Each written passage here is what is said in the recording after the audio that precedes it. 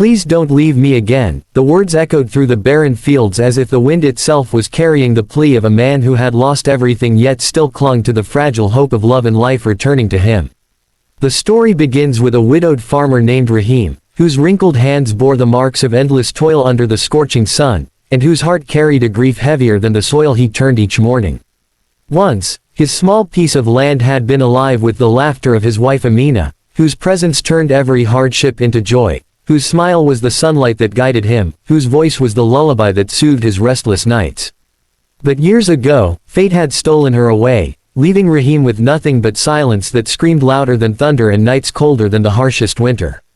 Every furrow he plowed reminded him of her absence, every season that passed without her presence was a wound reopened, and every sunrise only meant another day of surviving rather than living. Yet destiny, strange and mysterious, always has a way of weaving stories where brokenness can be mended and where grief can find unexpected light. The village knew Rahim as the man who never remarried, the man who spoke more to the land than to people, the man whose eyes looked far away even when he stood before them. His neighbors respected his endurance, but in whispered tones, they pitied his loneliness. What they didn't know was that Rahim's heart still spoke to Amina in every prayer, every whispered, "Don't leave me again," as he stared at the sky at night. One evening, after a long day of tending to the crops, he wandered toward the old willow tree by the riverbank where he and Amina once carved their initials. The bark had grown thick, the carving barely visible, but to Rahim it was a sacred place, a reminder that love once blossomed here. He sat by the roots and felt the earth's pulse, tears streaming down as he remembered the night she promised never to leave him. "Even if I leave this world, I will never leave your heart," she had said, and somehow that promise still lived in him, urging him to keep going. But grief is a heavy chain, and Rahim often wondered how long he could drag it before collapsing under its weight. Then, on a morning when the mist clung to the fields like a veil, Rahim found something unexpected near his farm, a small bundle wrapped in tattered cloth, shivering, crying softly. A child. His heart stopped as he bent down, carefully unfolding the cloth to reveal a baby no older than a few months, abandoned but breathing, fragile yet fighting. Rahim's calloused fingers trembled as he lifted the infant, pressing the tiny body against his chest. The baby's cries echoed through the silence of his home when he carried it inside, filling the emptiness with a sound so pure it pierced through years of sorrow. He did not know who left the child or why fate had placed it at his doorstep, but as the baby's small hand wrapped around his finger, something deep inside him stirred. For the first time since Amina's passing, Rahim felt warmth blooming in the ashes of his broken heart. Days turned into weeks, and Rahim cared for the baby as if destiny had delivered him a second chance at life. He named the child Samir, meaning companion of night, because he filled Rahim's long, lonely nights with laughter and cries that reminded him of life's precious rhythm. Samir's presence transformed the old farmhouse into a place of love again, where once silence reigned. Now there was giggling, the sound of small feet crawling, and the joy of watching someone grow. The villagers were shocked, curious, even suspicious of where the child came from, but Rahim's protective gaze silenced their questions. To him, Samir was not just a foundling, he was a gift from God, perhaps even an answer to his whispered pleas by the willow tree. Yet, beneath the joy, a fear lingered. What if Samir's real family returned?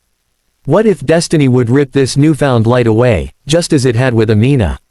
The thought haunted Rahim every night, making his whispered prayers grow more desperate. "Please don't leave me again. Not again." The seasons changed, and with them Rahim's life blossomed in ways he had thought were lost forever. Samir grew quickly, his laughter ringing across the fields like music, and the villagers who once questioned his origins now softened their hearts as they saw the bond between the widowed farmer and the boy. It was as if the land itself responded to Samir's presence, crops sprouting greener, the air filled with more hope, and Rahim's weary eyes carrying a light that had been absent since Amina's passing. The boy followed Rahim everywhere, his small hands clutching at the edges of his father's worn clothes, his curious eyes absorbing every detail of the world around him. In Samir, Rahim found not only a son but also a reason to rise each morning, a reason to fight through hardship, and most importantly, a reason to believe in love again. Yet, behind his joy, Rahim lived with a gnawing fear, the kind of fear that had carved itself into his soul the moment he first held the abandoned baby, that one day someone would come to claim the child, tearing apart the fragile happiness that had grown between them. He often whispered to the stars, "Please don't leave me again," as though the universe itself could be persuaded not to steal this gift from him. As Samir grew older, his questions began to bloom like wildflowers. "Baba," he asked one evening as they sat under the willow tree, "where is my mother?" The question pierced Rahim's heart like a blade, for he had no answers. He had only stories of Amina, the love of his life, but she was not Samir's mother. He had only silence when it came to the truth of the boy's origin, and silence was not something he wished to hand down to a child who deserved the world. So Rahim told him of Amina instead, painting her memory in bright colors, her kindness, her laughter, the way she believed love never truly dies. He hoped that in those stories Samir would find enough love to feel whole, but as the years went on, the boy's longing for truth only deepened. Rahim prayed every day that fate would remain merciful, that no one from the shadows of the past would step forward to claim what he had come to call his own. But fate, as always, listens to no